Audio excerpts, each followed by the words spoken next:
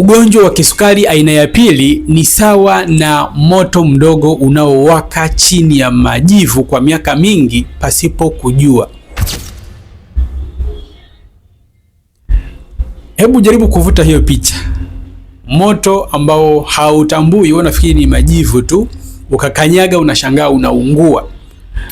Inaweza kukusikitisha kwamba hivi kumbe muda wote tunaishi na moto ambao ulikuwa haujazima mpaka leo.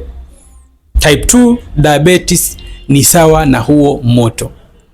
Nataka nizungumzie kuhusiana na jinsi ugonjwa huu unavyojijenga mpaka unakuja kuonekana. Cha kwanza ni tatizo linalojitengeneza kwa muda mrefu sana. Tunazungumzia upinzani wa insulini. Siku umegundua ugonjwa wa kisukari, inawezekana ni mwaka wako wa 5. Yaani ni umri wa ugonjwa wa kisukari ni umefikisha miaka 5. Siku ulivyogundua sukari, inawezekana ugonjwa umefikisha miaka 10 au miaka 3, inategemea, lakini asilimia kubwa ni zaidi ya miaka 3 hadi 5 ndio unakuwa ugonjwa umeshaanza kujitengeneza katika mwili wako. Na level ya kwanza ya ugonjwa huu kuonekana huwa sio viwango vya sukari kuwa juu. Huwa ni dalili nyingine kabisa ambazo huwezi hata ukafikiri kama zinahusiana na ugonjwa wa sukari. Nitakwambia leo. Kitu cha kwanza ambacho huwa kinatokea ni kwamba unaendelea na maisha yako ya kila siku, unakula ugali, unakula wali, unakula viazi, una milo yako mitatu, na hapo katikati una vinywaji vyako ambavyo unatumia au matunda kwa ajili ya kupoza njaa, wengine wanasema ni asusa. Sasa katika hayo mazingira ya kawaida, nimeshakwambia insulini lazima awe anawajibika kuratibu hiyo sukari unayoingiza mara kwa mara iweze kutumika na seli za mwili wako. Bahati mbaya, intake, yani sukari unayoingiza kwenye hiyo milo mitatu ya siku pamoja na milo midogo midogo ni vijiko vingi sana vya sukari, wakati mwili unavumilia gramu 5 hadi 10 tu za sukari. Iliyozidi, insulini anapambana sana kuhakikisha sukari hiyo inaondolewa kwenye damu, kwa sababu ni very risky sukari kwa nyingi kwenye damu. Kwa hiyo unajikuta kongosho linaona huyu mtu anahitaji insulini nyingi sana kuweza kusurvive, kwa sababu sukari anayoingiza ni nyingi.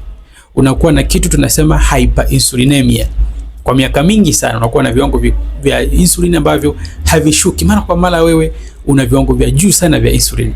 Kwa hiyo maana yake mwili unapambana hiyo sukari either iende katumike na seli zako, ama mwili uigeuze kuwa fats, itunzwe kama mafuta, angalau tu uendelee kuongezeka uzito, uwe na kitambi, uwe mnene, hata usiponenepa kwa nje uwe na mafuta kwenye viungo vya ndani.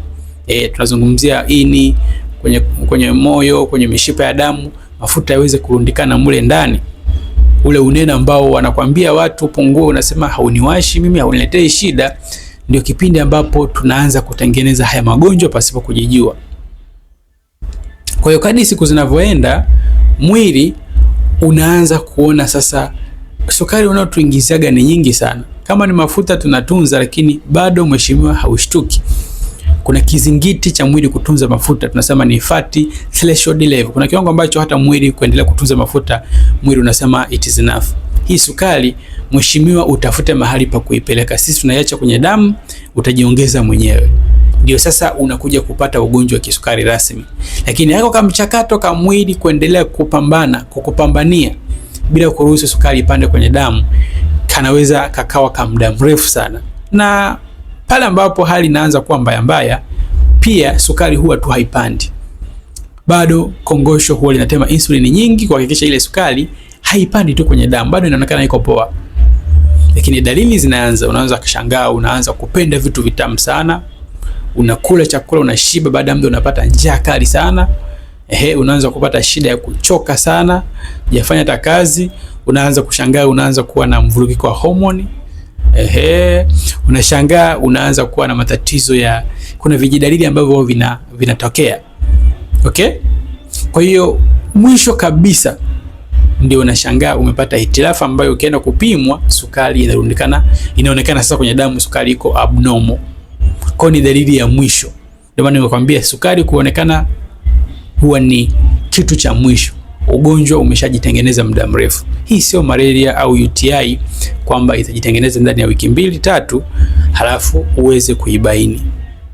na wengine miili yao ina uwezo mkubwa wa kuvumilia sukari ya juu bila kuonesha ishara yoyote mbaya, na hawa ndio wanakujaga kupata madhara makubwa ya ghafla, ulemavu wa ghafla, mpaka unajiuliza hii sukari umerogelezewa au namna gani?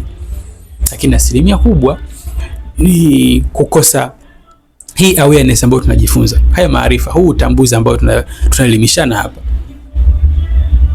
Mimi ni Sam Nature, nasaidia watu wenye kisukari kureverse tatizo lao kwa njia asilia na ambao hawana kujielimisha na kujitunza ili kuepukana na haya magonjwa ambayo yamekuwa tishio kubwa kwa jamii yetu.